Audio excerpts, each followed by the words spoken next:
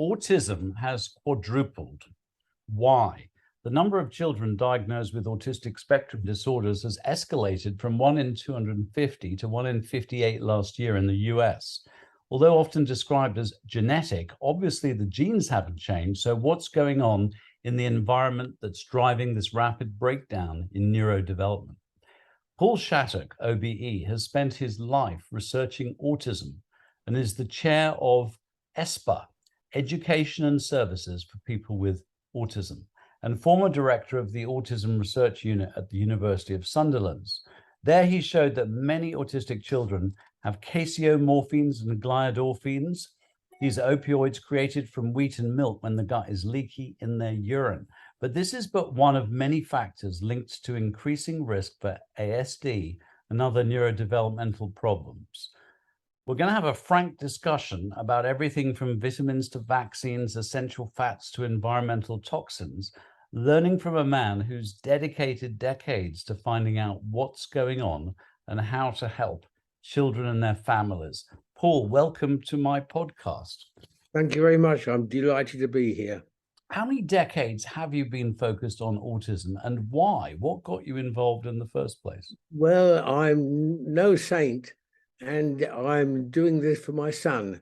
My son was diagnosed on the 31st of May, 1975, when he was 4.5. That's young for those days. And then 10 days later, we had the annual general meeting of the Tyneside Society for Autistic Children, which I found out about from the newspaper. And I went to the meeting, and I don't quite know why, but I got voted to be the secretary of this society.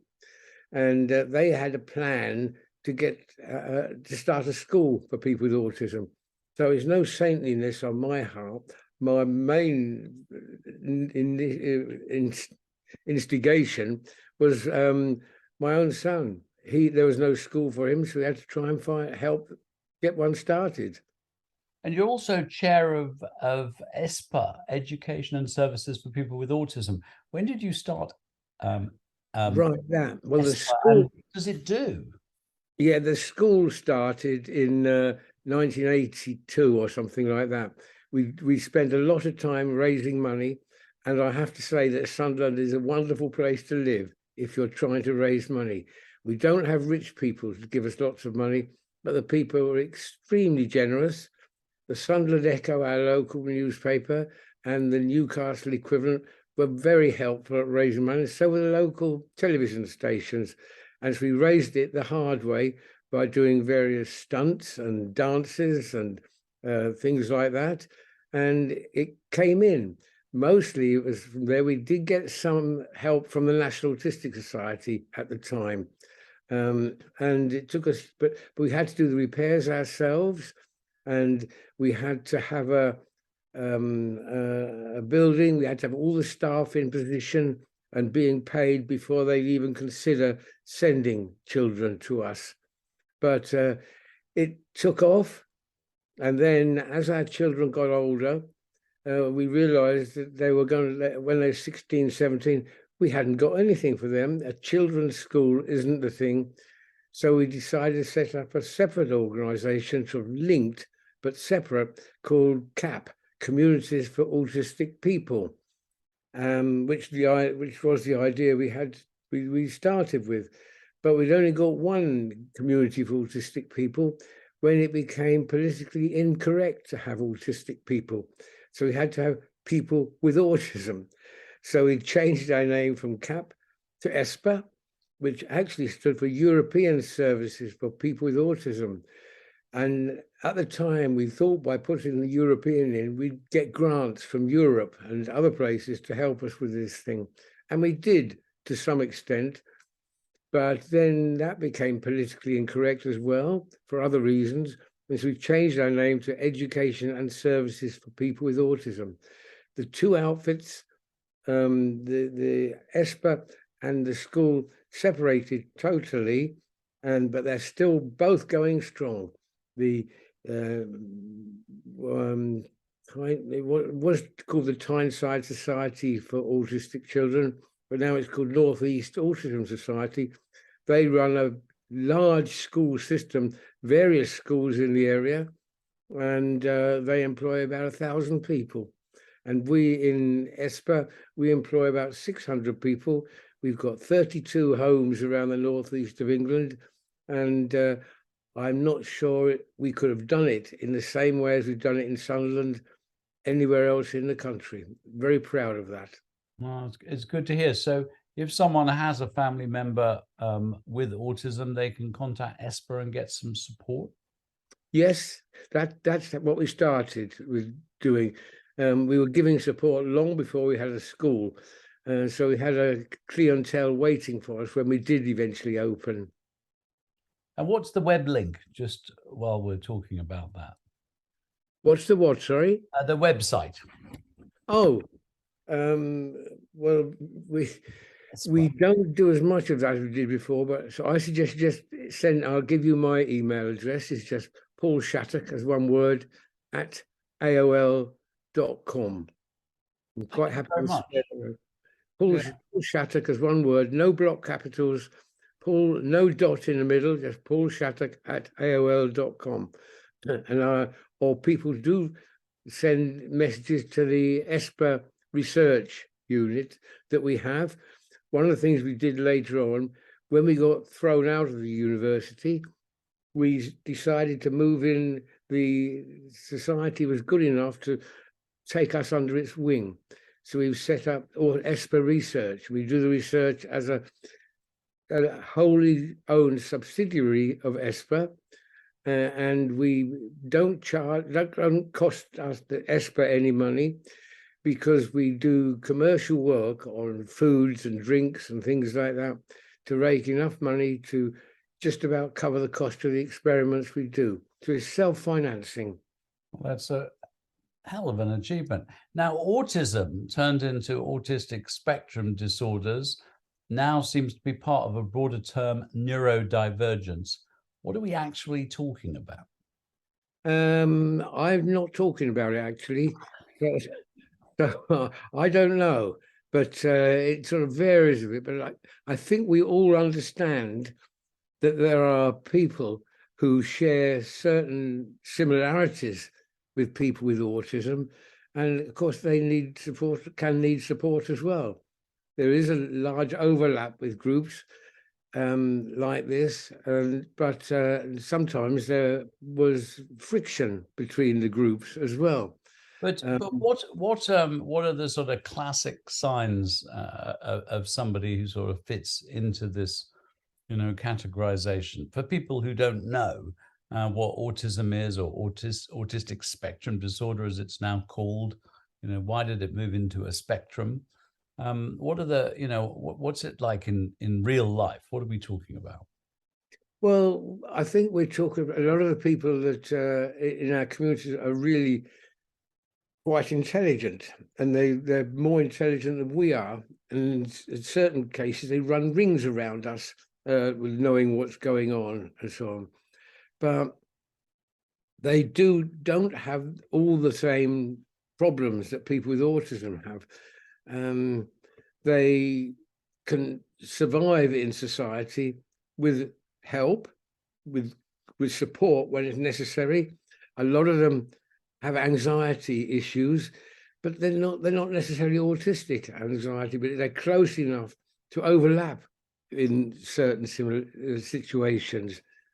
I'm just being very cautious here, because there was a time when people used, if I was speaking somewhere, I'd get people protesting outside. And we have been known, once we did a conference about a certain aspect beginning with the letter V, and we had to not say where the place was going to be, because we knew we'd be invaded by people who felt this was inappropriate. And there was friction between us. But a couple of years ago, I went to America for a conference for the World Autism Organization, and I was terrified that we were going to get dozens of Americans being awkward and nagging with us. But they were brilliant. We were able to talk all these things through and share it through, and we all ended up on the same side. It can be done, but I think there was a degree of friction at one time, which I hope is going now. Well, we'll talk about everything, because the whole basis of having a discussion on the science and indeed trying to help people, Yes. it can't be, you can't be sort of limited in what you say. But just before we get into that, over all these years since the 80s, have you seen the number of children with autism increase? And if so, is this just better diagnosis? Yes to the first part, no to the second.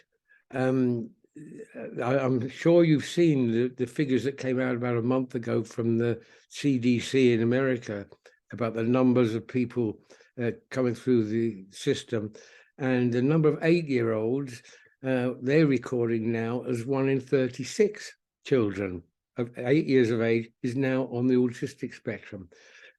When we started, when Jamie was diagnosed, my son, the figure was 1 in 2,500, which wasn't a lot, so it was a rare disorder.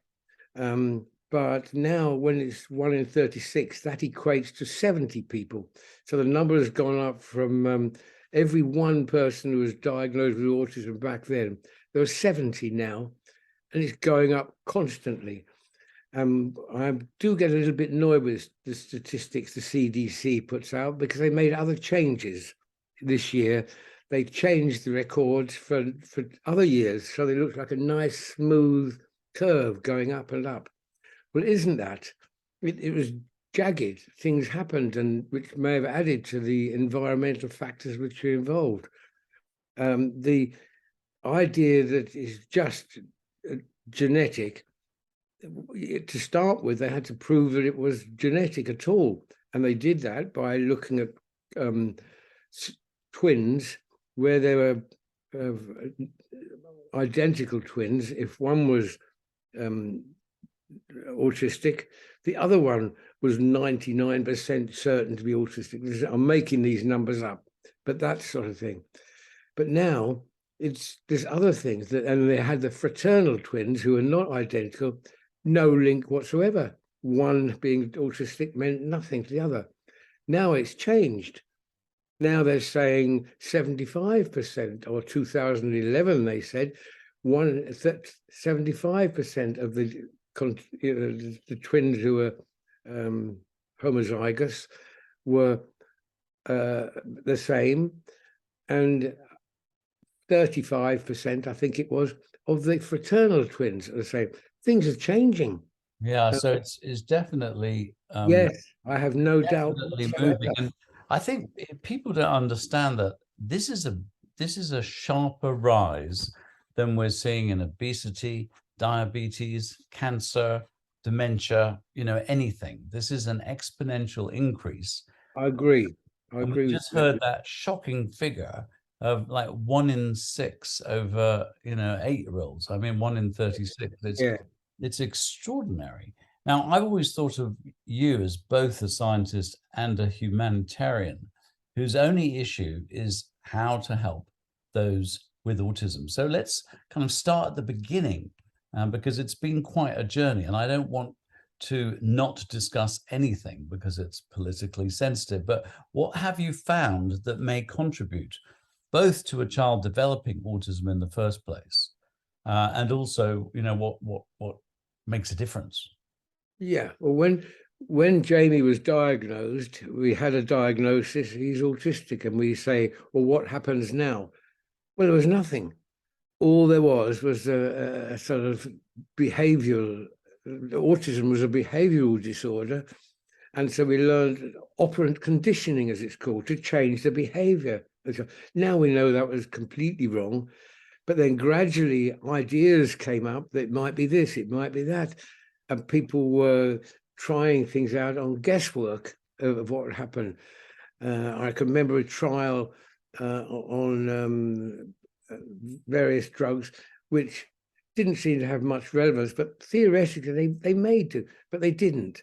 They weren't helpful at all. And then the first things that came out were other things that came out were suggested by parents, and that was where gluten and casein came in. They were some of the first things that came out, and I didn't believe a word of it. And neither did Carl Reichelt, the Norwegian hero who sort of took this under his belt, and he persuaded us to have a go as well. And it was true. People were being helped by these things. It wasn't just because we wanted to see improvements, they were there. And then you look back and people you were using it for schizophrenia as well, and other disorders like that. That was where we started thinking, yes, there are things that we can do with here. And we looked at everything we could think of, and what we did know and what we didn't know. And I do a little talk. I've just developed a talk about what it was like at the beginning. And one of the first things we noticed with our son, when he was born, he looked ever so healthy compared to the other children in the ward. They were all white, and he was a lovely golden yellow color. And I thought, wonder why he's different color to all the others. And then it turned out it was jaundice. I should have known that, but I didn't know it. And now we look back and we realize that's a red flag in a way. That's one of the things which if you could pick up early enough, you see it coming through. It indicates a lack of sulfation in the system. And other things that we see in children are signs as well. You can pick them up, and if we were trained properly, and if we still had the nurses who came out and visited young children, they could tick them off, and I think we'd be able to pick people up much earlier than we do. Not testing all of them, but getting an idea, and so you can set things going early. Everybody knows the only thing we agree about in autism, all of us, is that the early starting of any sort of treatment is ideal. But when you got to wait to 8, which is the average age of diagnosis now, if you have to wait till you're 8 before you're even diagnosed, you've lost it. We've lost the chances. We've really got to go looking back at these early signs as well. So let's unpack some of those. So you say sulfation. I'm thinking yellow, and sulfation's got something to do with B vitamins as well. That's it. So what would you test to find out if a child has a sulfation problem, and then what would you do about it? Well, the first thing to do is do the test.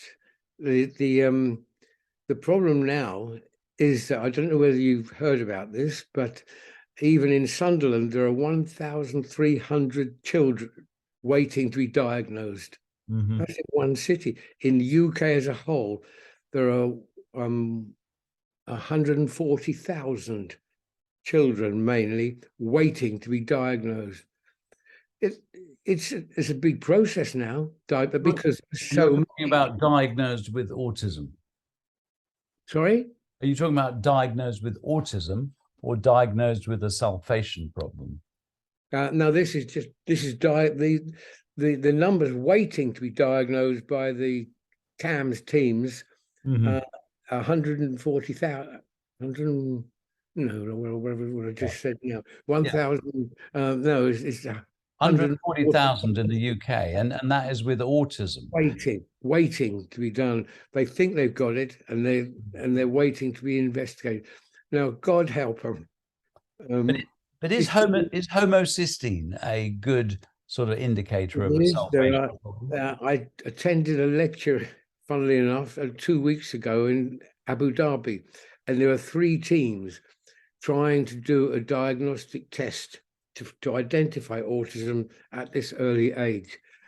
They involved people spent a long time looking for the autism gene. They didn't find it because it doesn't exist. There's lots of genes that might be involved in slight extent, and the same applies with the biochemical abnormalities as well.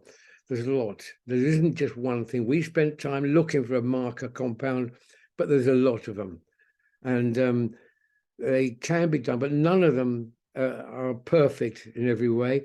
And they've got some which they could pick out, say, 82% of the autistic ones by doing this series of tests, but it's not all of them.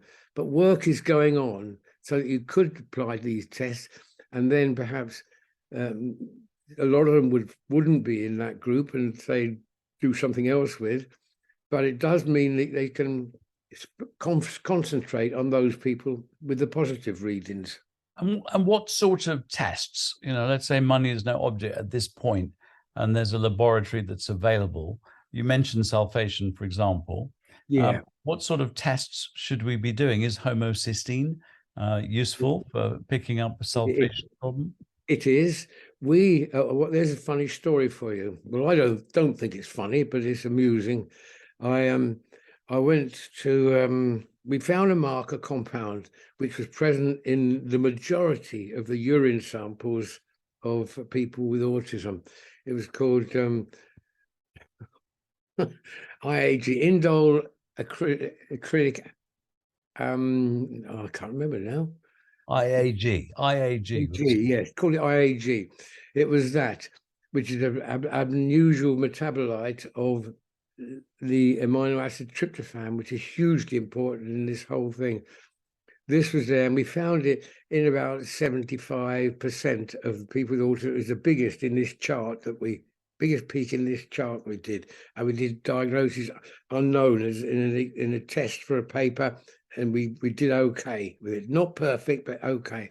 But I was in Sicily, and I was doing a talk, and I'd got 13 of these samples, and I'd done the tests on them.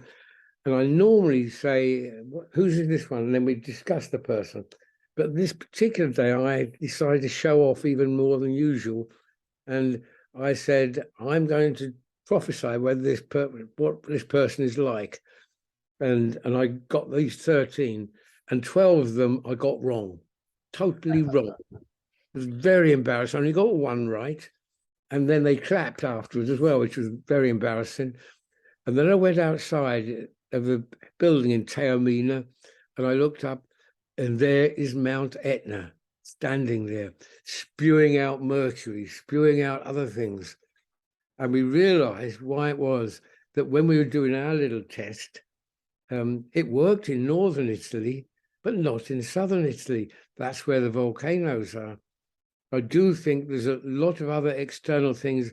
There's different routes to get there. It doesn't have to be this route, could be this route, where it ends up with certain commonalities at the end of the line.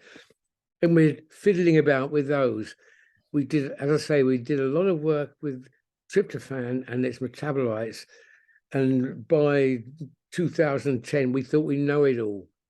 And we knew there's things going on there. But now we're going to look again, because I see there's a lot more work being done on tryptophan metabolites, and I think we're going to have a go at that. We can do what we like because we're an independent laboratory, and we can follow the science wherever it takes us. This is what we're trying to do. We would not get grants for doing this. It's probably doubtful we'd even get ethical approval for doing it. But we will do what we can here. And if we have to go abroad, we would do so for it. And on the tryptophan front, does that mean that something like 5-hydroxytryptophan or even tryptophan, the amino acid itself, could be helpful or harmful? Well, that's interesting, because one of the first experiments, an American, Dr. Ritvo, proposed a test with a drug which made you produce more serotonin at the end of that little chain, but he had a trial of one person, and one is identical twin was the control and another control, so you couldn't prove anything from it. He just wanted to report it, I think, so that people would look at it.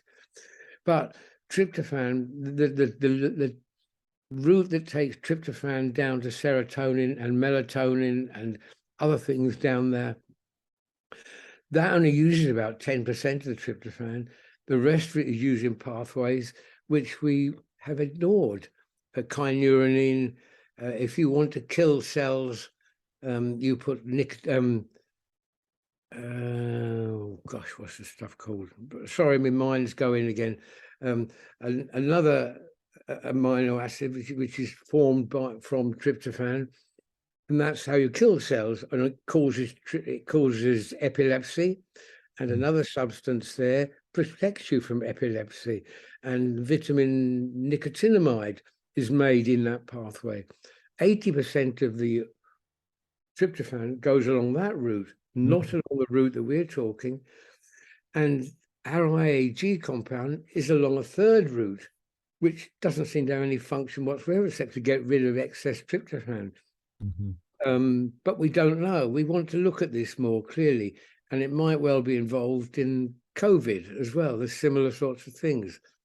Well, niacin or nicotinic acid, vitamin B3. I mean, that's got a very long history in relation to psychiatric disorders. I mean, of course, pellagra. So if that route is impaired, as we believe it is, and we have found a compound which would block that compound, something that's very big in the environment nowadays, organophosphate pesticides will block that route down through kynurenine to the B3. We knew this, but we weren't in a position to be able to study it better, and we'd like to do so. Organophosphates, they come up all over the place. Now, just so we don't lose all the threads, some years ago, you have the Autism Research Unit at the University of Sunderland. I remember coming across your work on milk and wheat, or gluten and casein, and you were finding some things in the urine of children with autism that shouldn't be there.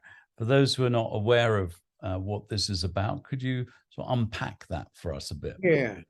Well, gluten and casein are proteins, which are long chains of amino acids. And when you digest these things, you break them down to shorter things called peptides, which are short things. And some of these peptides are shown to have the same sort of activity as opium, as morphine.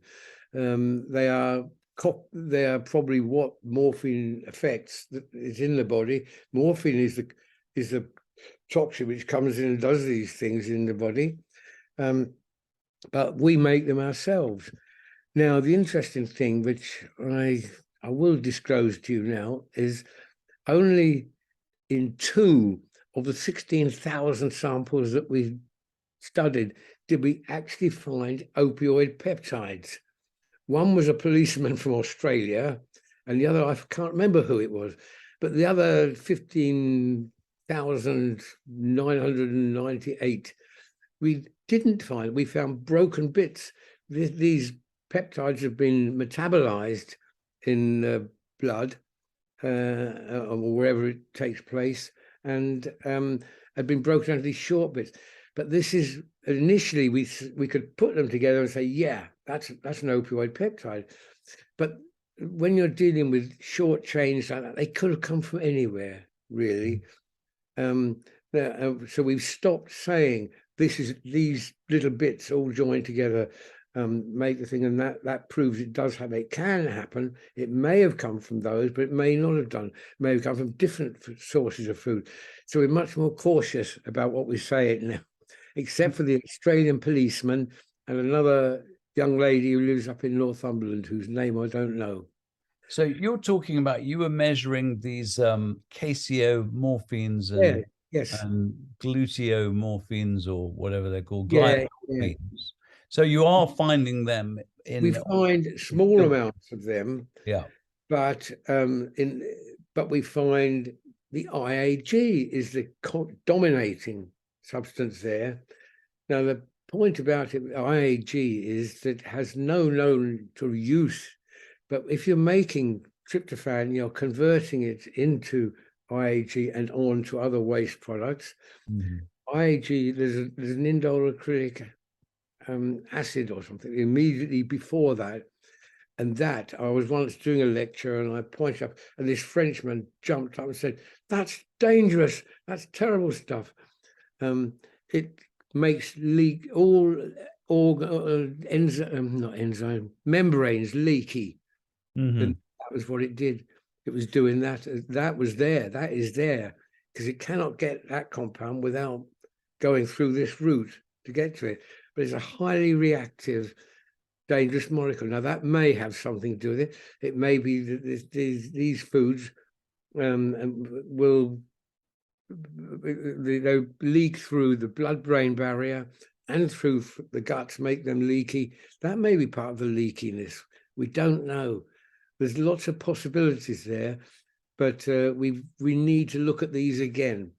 Yeah, we're going to get an upgrade. The Food for the Brain Foundation are doing a masterclass on New Frontiers and Autism on June 21st, and we have Professor Alessio Fasano, and he's very, very much in that area of the gut and yes, he is. And the leakiness of it. So I think kind of what you're saying, and just going back to the work on gluten and casein, I think what you're saying is that a lot of autistic children do better on a gluten-free and casein-free diet, which may be to do with leakiness, but we don't know exactly. No, we did the ScanBrit trial on gluten and casein-free diets. It was a good trial, and it came up positive in certain respects. Some people weren't helped by it at all. But we reckon that it helps more people than anything else does that we found. It's probably, we say to people, I'm a pharmacist, I'm not a doctor, I do not give instructions on what to do, but we do say to people, about half the people with autism are helped by it. The other 50% is a waste of time. It either makes such little change it's not worth it, or so they're not all the same. People with autism are different, but there is a group which is helped in these ways. But again, this sort of work doesn't collect money from anywhere, because nobody can exploit it in any way, except just making gluten or casein-free bread. There was a trial, you may remember, about milk A and B. We didn't find a big difference between them. In fact, we found that let me think, I've forgotten which is which now. Anyway, the cow milk, the trouble was getting ethical approval. This is my opinion, that we could not get ethical approval to try it on seriously autistic young children, which if it was going to work, it would have been the best one. But we couldn't do that because the ethical committees said that we hadn't got ethical approval from the subjects. If you use little autistic children, they could not give approval. So that sort of work wouldn't be done. And by the way, is it, if a child's going to respond, do they respond to both gluten and casein-free, or are there some that seem to be very sensitive to gluten and others very sensitive? Yes, very good point. What we did, we devised a protocol. Start with this, then that, then that, then that, then that. And the first thing we always said was just take milk out of diet. And the reason we said that was if it was going to work, you knew in a week that it was working. And so usually in 2 or 3 days, you can say, he's different in a short period of time. So milk was always our first. We'd say, try it for 3 weeks and see what happens. And if it works, keep doing it. If it doesn't work, stop doing it. And quite a lot of people realize when they stop work and put milk back in, the kid went worse again. So we have that bit in as the first bit. And then, and particularly we noted that was more likely to be the milk factor if in the young, because children drink milk at a much younger age than they eat wheat. And then the old ones who came on autistic a little bit later were often the ones who responded to gluten. So we'd say, do milk first, and then do the gluten, add the gluten to it and see if you get any additional help from that. And then we'd move on to the other things, the vitamins that you were talking about. We would try the sulfation, which you can't eat sulfate, any sort of sulfate, because magnesium sulfate, for instance, is a laxative, quite a good one too. So, but we put it in the bath water, and it was shown, rosary wearing, that it would be absorbed into the skin. And that's Epsom salts, is it? yeah, and it's just give it a try. We say to people, give it a try and see what happens. If it helps, do it. If it doesn't help, stop doing it. And we had a list of about 20 things you can try. And in this sequence, which we thought was the most appropriate one, and that was as far as we dared go into advocating any particular product or into being a pharmacist in a school of pharmacy. I was cautious about giving advice. So we just said, you might like to consider doing this. And we had these booklets made, which were then translated into 11 languages and used throughout the world. And everywhere we go, we find people using these things. We did it for free to start off with, but then at the end, we had to make ask for a donation for it. And that's, we haven't got any anymore. We've moved away from doing the recommending what to do, because there are so many good nutritionists around nowadays. When we first started off, many of the nutritionists I wouldn't send my dog to, but now they seem to know a lot more than I do about actual clinical work. So I'm hoping that's where we are, and but that is what we would do. And you said this time you were running the Autism Research Unit at the University of Sunderland. Then you said you got kicked out. Was that to do with you finding that some children had a link with the MMR vaccine? It could be. It wasn't when all the time that it was just a school of pharmacy that I was in. I was being encouraged by our boss to do it. And I'd go to him one day and I would say, he said, "What have you done now?" And I said, "Well, we've found such and such, and this, and the other." And he would say, "Actually, this was the Gulf War syndrome in this particular case, which is very similar." And he would say, "Is the science all right, Paul?" And I said, "Yes, it is, Jeff." And he'd say, "Get on with it then. Just get it. We'll back you." But the University of Sunderland was beginning to open a school of medicine. And we realized what was going to happen. No, I'll say no more. But it suddenly became very difficult for us to work there. We felt we weren't wanted. The fees for renting the laboratories went up dramatically, and they wanted to own all the machinery that we'd bought and that sort of thing. So we got out. We saw it coming, and I rented a laboratory, just a small one somewhere, and we took those things that we could, that were ours definitely, and had to start again. It cost us a couple of years doing it, but I can understand why a school of pharmacy doing work that indicated vaccines were not helpful would not attract the pleasant eye of pharmaceutical companies, who were also people with whom they had to liaise.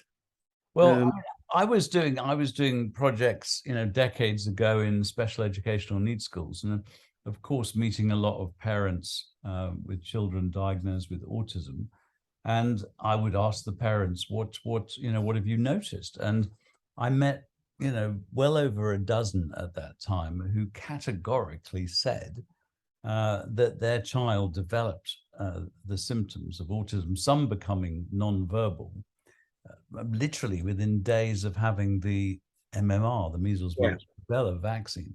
And it's very hard to deny that when I've probably met, closer to 100 parents who would swear by that. So what were you finding? Well, we attended meetings of the parents who said that it was, but I personally didn't believe it, that the vaccine was involved.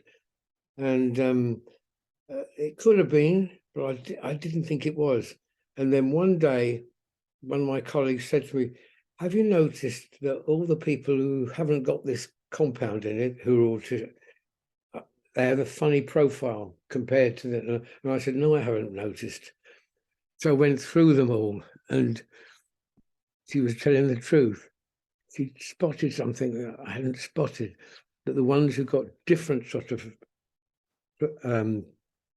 graphs coming from them, these were the ones, and there were a certain number from the UK, but we had a lot more of them from America. And we never did ask the question to start off with, did vaccines do it? Because we thought we're sort of feeding a suggestion to them which they wouldn't have thought of. So anyway, I phoned up about 10 of these mothers in the United States and said, did anything cause this? And they said, yeah, it's the vaccines. But I think that was a much bigger score of MMR type jobs in there, because you have to remember the Americans were getting huge numbers of vaccines at the time. Within an hour of birth, they were given a vaccine against hepatitis B, which they're not going to get anyway. But it's got mercury in it, so there's a bad start. Other things were bad. Together with the MMR, they also gave chickenpox vaccine, but in the other buttock. That's just what they did. And I think that became fairly normal in the States. I think a lot of them, this is just me thinking aloud. Wow, I couldn't believe that so many of the parents said, yeah, the vaccines did it. Whereas in ours, it was consistently between 6 and 7% of the parents who alleged that the vaccine did it. The other 93 to 4% didn't suggest it was there. Mm-hmm. I think they were a bit different. I tried to write papers on it, but no, they never published. It wouldn't be published. They say it was the worst paper they've ever seen in their lives, that sort of thing. The most biased paper. We tried to make it not biased at all. And we had support from psychiatrists who said, yeah, change that, change that, change that. But it was never put out there. And that's one of the sort of reasons why we decided to have a conference every year. Nobody invited me to speak. Nobody let us publish the stuff. So I had to organize a conference in Durham University, which ran for years. I invited myself to be a speaker, which meant I had to write a piece. So we have written up some of this stuff, but we're very, very cautious. We've seen what happened to Andrew Wakefield, who I believe was telling the truth.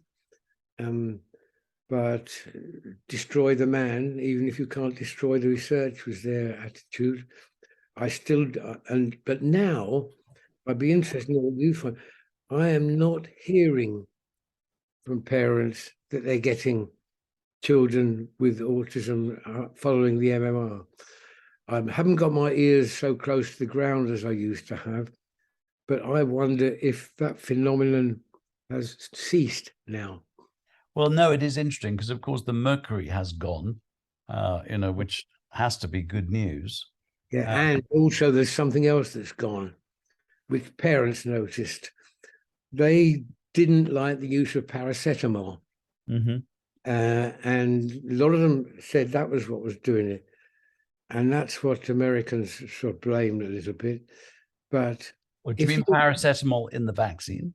No, not in the vaccine. But if most of these kids in America, they would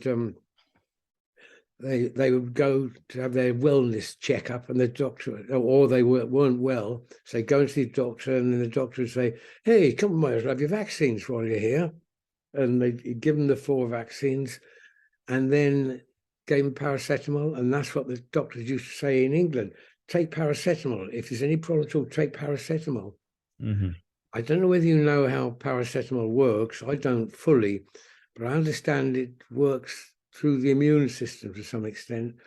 So I asked myself if it's a good idea to give somebody 3 different diseases in one go and then hit them with something that's going to depress their immune system. Mm-hmm. I'll say no more. So we're talking about a kind of total load effect. And of course, in the world of nutrition, we often don't talk about the dark side of nutrition, which is anti-nutrients. You've mentioned organophosphates. Yes. Have you come across other? I mean, our world has become a lot more toxic. We are exposed to a lot more toxic chemicals. Yeah. Have you done any research in that area? Do you think that could be a contributor? I do think it's the biggest contributor at the moment. The organophosphates, they're everywhere. And I just hate it when I go along and I see brown plants which have been put with that other stuff, what they call it now. Glyphosate. Sorry? Is it glyphosate? Yes, glyphosate. Roundup. Yeah. That's the organophosphate, you see. Yeah. Do exactly the same thing. That one has other disease as well, and I hate it when you go along and you see these dead plants all over the place, and the council uses them. I'd like to think I could persuade them not to, but it's what everybody else does, and I'm very, very worried about those. I have a colleague at the university. Well, he's left now. Malcolm Hooper, Professor Malcolm Hooper, and once I'd arranged to meet some people, Gulf War vets, to talk to them about what they had and what happened and so on. And then I couldn't do it because I had a class I'd forgotten about. And so Malcolm came and took them. And after that, Malcolm is a very pushy Yorkshire character. And he has a tremendous reputation. And he is their safety man. He's the only man they trust from the War Department or whatever it was called then, Ministry of Defence, looking at them. I mean, since he's retired, he still does 80 odd. And I remember once he was talking about the depleted uranium, which we put in shells. And because they're heavier than lead and they will go through a tank wall easily. And we were using these, but they're called depleted uranium. It doesn't mean it hasn't got any radioactivity in it. And it's in there and it goes in there, and the troops there got everything. It was like a fabulous experiment being tried on all these bad things, organophosphate pesticides. We gave our troops organophosphate pesticides to prepare them. No, it wasn't. We gave them something different, sorry. But for sandflies, we put organophosphates over them. And we bought them, allegedly, we bought them in Saudi Arabia and didn't speak Arabic. And so our troops got 12 times the dose. Whether that's true or not, I don't know. But they got a lot of organophosphates over them. And so things very similar happened to them. Malcolm was their sort of spokesperson, and he was on the late night program with I can't remember his name either, the very rough interviewer there. And somebody from the Department of Health said, but okay, so they go there and they go through white hot through the shell of the tank, and then what happens to the man from the ministry said, well, it turns into gas. So the chap said, oh, that's safe then. It's just gone then. And Malcolm said, it's perfectly safe as long as you don't breathe. Yes. No. So really, we've got to go organic and change the way we're, growing foods and so on. Yes. Talking of foods, I mean, what about sugar? We know sugar is having a massive effect on adolescence. We know. I honestly don't know enough about that compared to the other things. It wasn't in the book, as it were.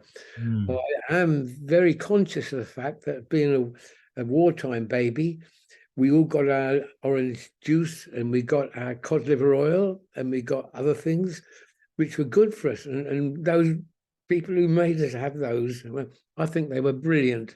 Think about it, all that long time ago.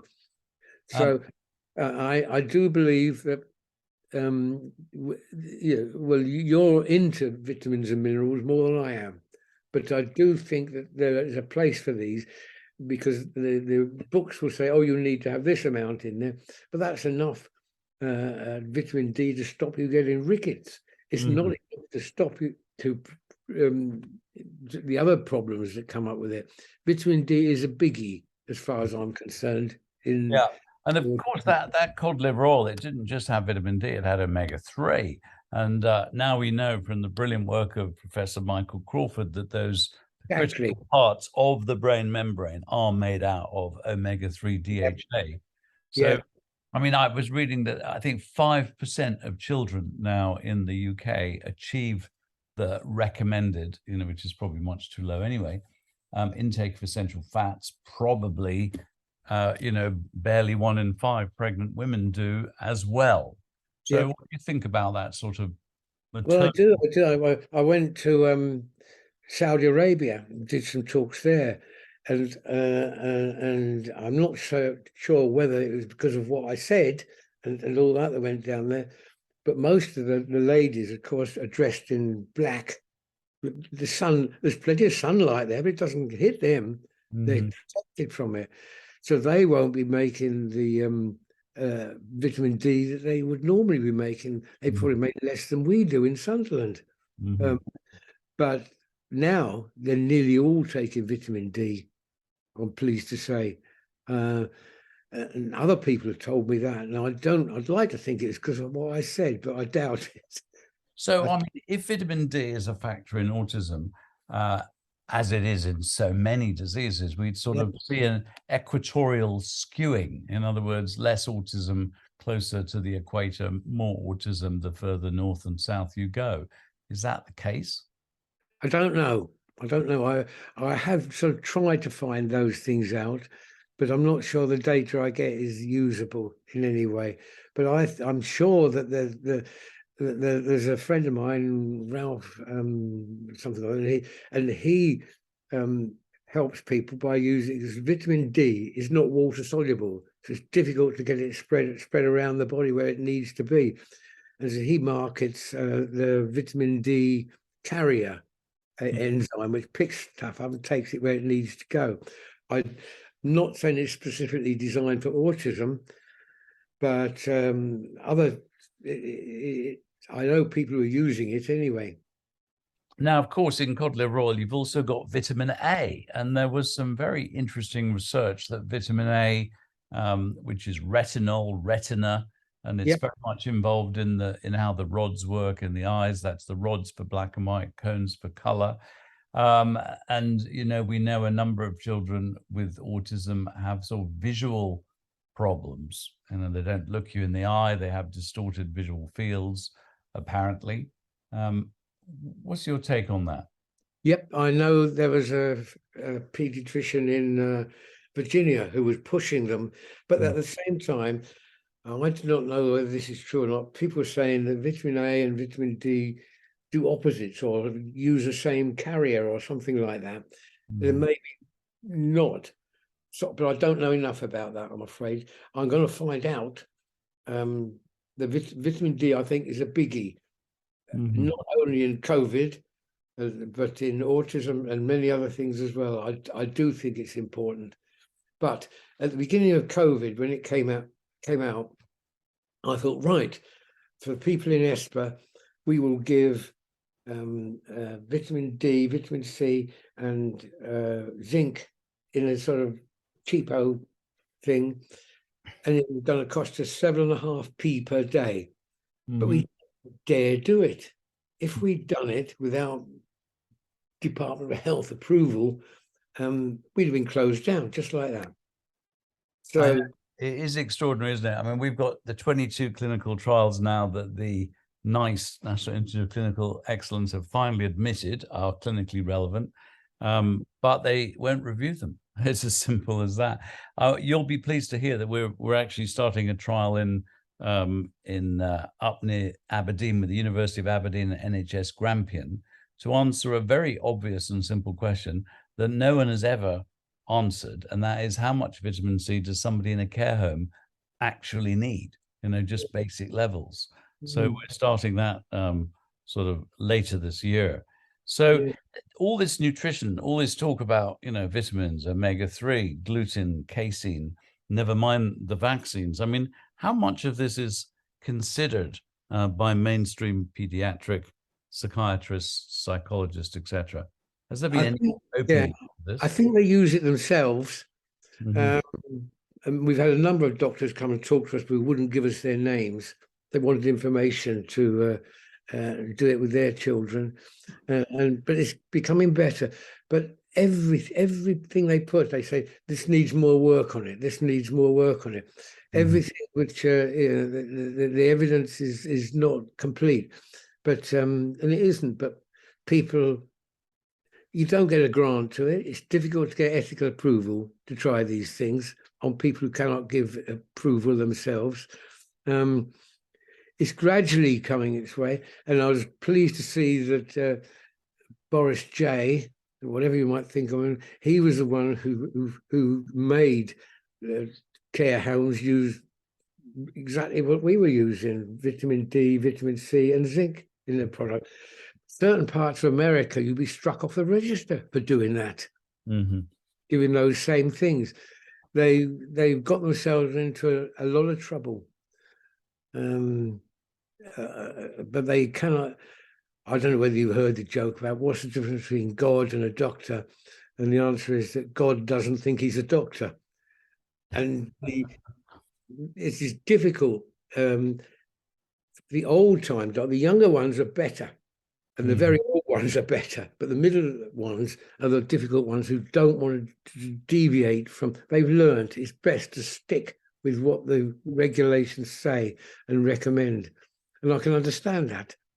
But we've spoken a lot about nutrition and vaccines and chemicals and other such factors. But what do we need to know about social and psychological issues for those with autism? How can we best support them? I don't stress factor, for example. Yeah, I don't think we're doing a good job. We haven't got medications that this is the answer to it. People have looked for it, and the books are full of things that try out and didn't do what they thought they were going to do. There's one drug which I was particularly interested in was not neurotoxin. It was the antidote to morphine, naltrexone. That's it, naltrexone. And initially, it's an obvious thing to try when people were looking up opioid excess theories. It was an obvious thing to try, but they thought it was carcinogenic at the time. Then they discovered it isn't carcinogenic, and they used the anti-opioid thing, but they used it in the same sort of dose that they would do to somebody who was high on morphine. They used a big dose. And the half-life of this drug, I forgot his name again already, is 72 hours. So if you were taking 2 doses of this a day, you were taking 100 milligrams a day, and with a half-life of 3 days. So it took 15 days to equilibrate, and you're on a huge dose of the stuff by then. Now, a friend of ours, a Swiss man, just gave 8 milligrams to his son, and he was brilliant. But for a little while, then it wore off. And then recently, I'll tell you this one, with Jamie, my son. I don't like doing this, but I'll tell you, as I'm old anyway, and if I get hanged, it doesn't matter, that it was his day for to be interviewed by the staff at school, and we always have this view that nobody should talk about somebody unless they're there. So Jamie came into his thing, and the night before, our friendly psychologist gave him a bit of naltrexone, a smallish dose, 8 milligrams, and Jamie came in, and he stared at his hands as if he'd never seen them before. He went round the room looking at everybody in the eyes and looking at their faces. He knew them all, but as if he'd never seen them, and staring at them. And then he sat down and was as good as gold all the way through, listening to what people were saying about him and so on. And then as we drove home, Jamie suddenly leaned forward in the car and said, "Mummy." And he'd never said mummy in his life. He was 22 at this stage, and he leaned forward and said mummy, and sat back looking smug. And my wife and I both looked at each other. I thought, no, we imagined that. And then he did it again. "Mummy," he said, and went right back. But so the consultant, this is treatment, he could do it. And he said, well, we'll try it a bit longer. But it very soon lost its effect. Mm. Whether it's because of the long time it stayed in the body, quite why, I don't know. But other people have found the same thing. Just it'll work if you've got violent, aggressive kids. It works for a short time, and then stops working. You increase the dose or whatever, but it doesn't do it. There's something in there, as if the body has some mechanism. Oh, I don't like naltrexone, and wants homeostatic place to be in the same place as it was before. I don't know, but that's another mystery we need to try and look at. It's the only thing I can see which will have direct effect on the symptoms that we see. Now, as we sort of move towards the end, in an enlightened world, you're a health minister, you can do whatever you like. What should we be doing to help prevent this escalation of autism, and also to help those with it? I think first we get them, all the ones we can do, the younger children looked at. We've got to make a fuss about these organophosphate pesticides, but they have a strong, several times glyphosate has been banned, but they're still using it. Europe decided we're going to stop using that, but then somebody comes along and overrules them. And the same in America, they overruled by President Trump's version of the Environmental Protection Act. Mm-hmm. They're doing these things, which they've passed legislation will not do. But I think we've just got to, you've got to make a jolly good television program about this, and with the evidence, perhaps even forgetting the vaccine bit, because there's all the Gulf War vets, there's all the farmers who've been poisoned by the organophosphates. Farmers get more what's the disease where you keep shaking? Parkinson's. Yes, more Parkinson's. They get more Parkinson's. And it's involved with the same gene to break down our organophosphate pesticides. There's things like that. So many things which come together, and me just going around saying something in the church hall isn't going to help. It's been difficult to get this sort of thing published, but maybe you've got somebody who's very brave and very daring and who could do something about it. So we need to look at organophosphates, encourage organic food, always have the gluten casein diet on the map, get the nutrition good. We've mentioned omega-3s, vitamin A, vitamin D, B vitamins, sulfation, and all that stuff. And, we would try one at a time, because we don't, otherwise they might be taking things which aren't any use to them personally. There's so many different things in autism, and the subjects, they've all got different genes, they've all had different vaccines, they've all had different diseases, they've got different experiences, what they've had and what they haven't had, they eat different foods and so on. What we've got to find from our end is personalized medication for each person, because there's no point in putting everybody on a gluten casein-free diet when it's going to make no difference to half of them. So I think get together and look at these things, see if, I mean, as you said, Professor Crawford has done a lot of great work, and the Italian fella, I forgot his name. Yeah, no, I mean, just as you sort of mention it, you've been awarded an OBE for your fantastic contribution to this field. The charity, and thank you immensely, and also being honest and out there.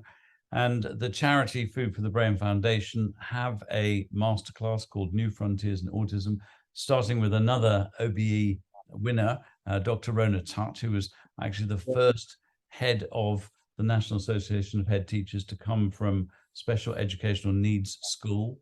Brilliant. And she's talking, and then she's followed by Professor Michael Crawford talking about the role of maternal nutrition on brain development. Then we have Dr. Alessio Fasano.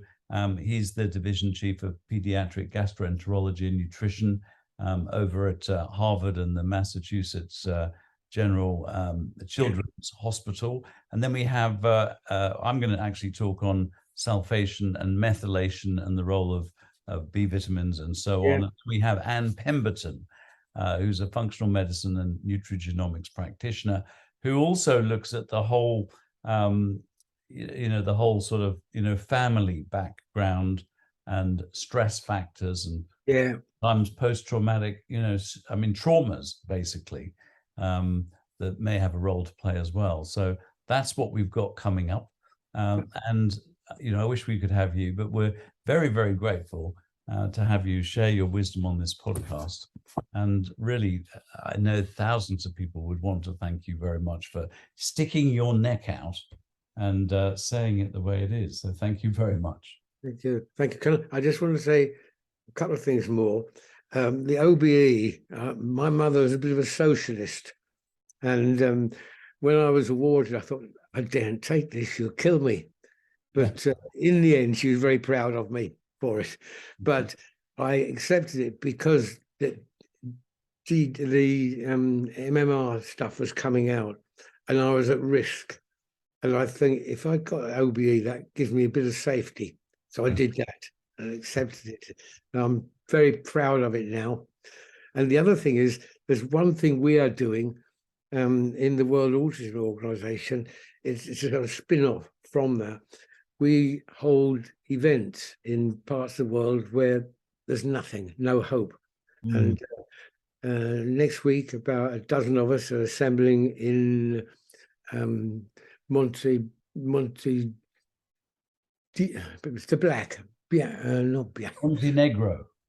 Yeah, that's it. We're going there to have a conference there. We're all paying for ourselves to go. And this is the 6th or 7th we've done in that area in the Balkans.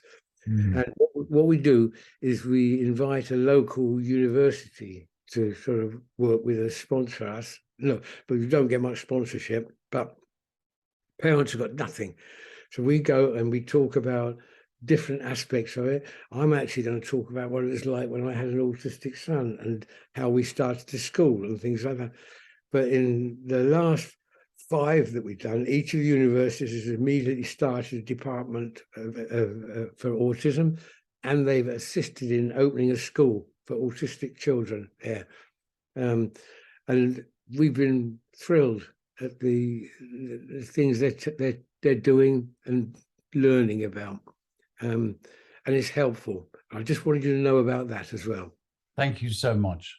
Spreading the word throughout the world, doing what we can. That's what it's all about. It is. Paul Shattock, thank you very much for coming on my podcast. My pleasure. My honor too.